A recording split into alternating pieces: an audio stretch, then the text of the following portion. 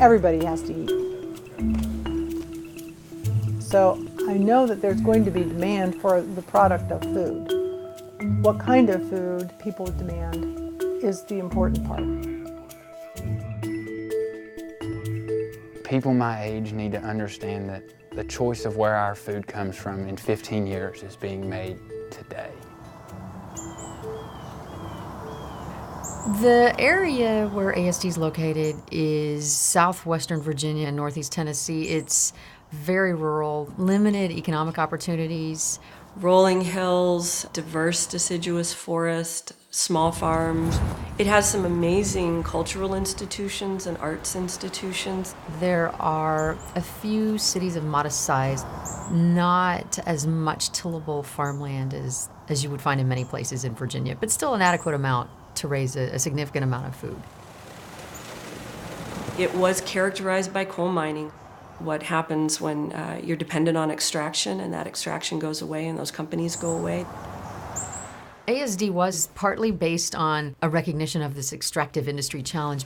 We struggle with a short definition for ASD, but really what it comes down to for me is that we provide economic opportunities, and that might mean that we need to run an enterprise if that's what needs to be done. It might mean that we educate people, and so we look at where the leverage points are that would move this effort forward. So if a farmer needs education in order to access a market, that's what we'll provide.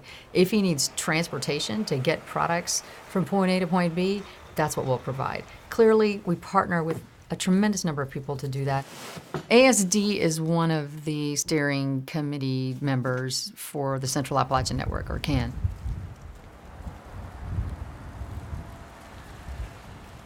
It's the only steering committee member that is in this region. There are 2 in Ohio, 1 in Kentucky, and 2 in West Virginia.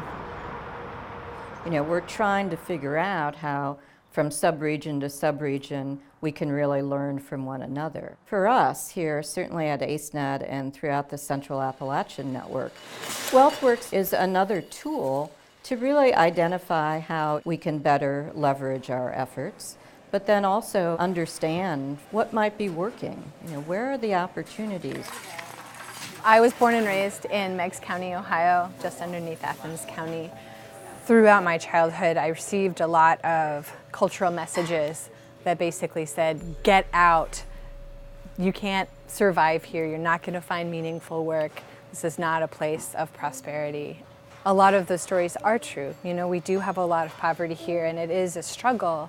But once I started working with community food initiatives and looking at the value chain and looking at what we have as a community and the potential to really create a sustained shift in our communities here, the soil that we have here, we have the space to grow our own food. We have people in these hills who have been subsistence farming for years and know how to preserve their own food. And all of those are parts of the wealth that we have that other communities don't. And we need to really harness those assets.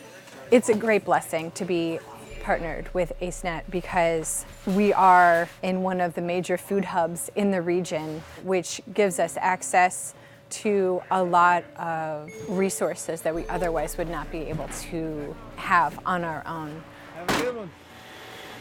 So when you have an ACENET or a rural action that are very explicitly partnering to develop value chains, we can identify some of those gaps. You know, what kind of built capital do we really need and what can be shared?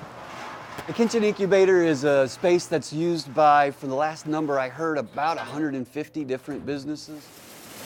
Shagbark started out of here. They do crackers and chips. Casa Nueva is in here today doing things for their restaurant, and Crumb's Bakery. Those are probably the major ones. And then there's just hundreds of farmers and smaller companies that come in and do things, you know, for the farmers markets. So most of us are growing, and that, you know, that only adds more to the more purchasing, the more jobs, the more everything.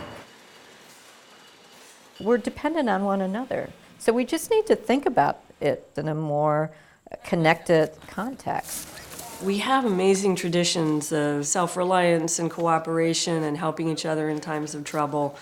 that we can remember and build on. But I think businesses have really needed to see what's in it for them. I mean, it's not like this needs to be some pie in the sky idea. It needs to create financial return for them as well. But it's not the only thing people are looking for anymore in this country.